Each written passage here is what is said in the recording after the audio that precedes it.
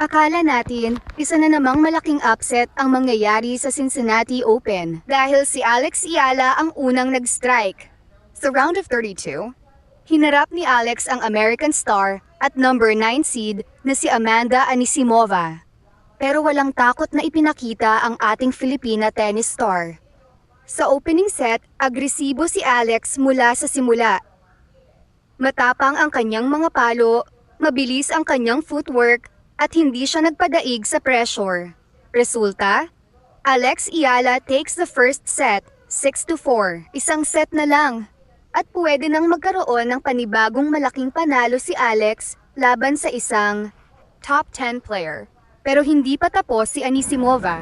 Sa second set, nag-adjust ang American star. Mas naging agresibo ang kanyang serve at ground strokes, habang unti-unting bumalik ang momentum sa kanyang panig. Anisimova takes the second set, 6-4. At dito na naging tunay na laban ng dalawang rising stars. Alex refused to give up. Bawat punto, bawat rally, bawat tira ng racket, lumaban siya para sa bawat oportunidad. Sa pagkakataong ito, hindi man nakuha ni Alex ang panalo, ipinakita niyang kaya niyang makipagsabayan sa pinakamalalakas na manlalaro sa mundo.